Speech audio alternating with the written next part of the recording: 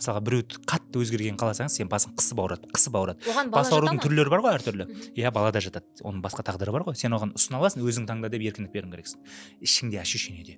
Екінші, бүкіл нәрсені түсініп алуға тырысып жүретіндер бар, потому что ішінде қорқыныш бар, мен қалып кетемін, үлгермей қаламын, түсінбей қаламын. Көп кәсіпкерлерде болады ол, бас ауырып жүреді, өйткені ол кіммен сөйлессе де, не көрсе де, не естісе де, соны толыққанды түсініп алмайынша тыныштала алмайды да миы ше, и ол солай да басын ауыртады. Бәрін түсіну мүмкін емес дейсіз ғой? Конечно, кейбір нәрсені біз өзімізге қатысы жоқ нәрсеге араласпай қойған нормально. Мойын ауруы. Мойын ауруы, мойын бізде гибкасқа жауап береді, адамның психологиялық та ішкі өзінің қалауларына қатысты гибкасы жоқ екендігін білдіреді. Мойын ауырып жатса, значит ол адам өзі бірдеңені қалайды, бірақ керісінше істейді. Қаламайды, барады деген сияқты, керісінше істеп жатыр. Яғни орысша айтатын болсақ, напористость пен упрямостьты шатастырып алу. Қазақша айтатын болсақ, бір нәрсені до конца бар дейміз ғой біз. Қазақтар мықтымыз ғой сондайға. До конца бар дегенге. Бірақ ол салаң қате шығар, может, сенің.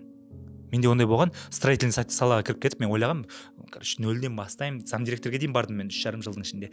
Мен, түбі строительствоның түбін түсіріп, болашақта строительный магнат болам, там Dream City салам деп ойлағам. Вопрос, менің таңдаған салам қате деп жүрегім айтып тұр, а мен ақшаның артынан қуып баратым. Славаның ақшаның артынан. Рынок күшті ғой, әптен кәсіпкерлік машина оқып аласың, рынок күшті, жақсы ақша табасың, бай болуға күшті, майбаққа отыруға күшті, бірақ менің сол упрямость қой негізі ол. Мен ұнамайтын салаға, бірақ өзім дәлелдеймін. Мен балалық шақта кедей болдым. Соны дәлелдеймін деп ана қарай кетіп баратырмын да, мен желкем қысып ауырды ғой. Дәріде, массажда, ештеңе тоқтата алмады. И себебін таппай диагноз жоқ. И сол кезде не болды? Психологиялық жағынан жұмыс жасадық. Упрямость кетті, мен жан-жағыма қарадым. Что я хочу? Куда я иду? И сол кезде жүрегімді тыңдап бастадым, мойын ауырмайды. Ол не только сүйікті іске қатысты. Өмірлік бір көзқарастарға да қатысты. Біреулер болады ғой, көзқарасынан таймайды ше. Осы дұрыс деп қой.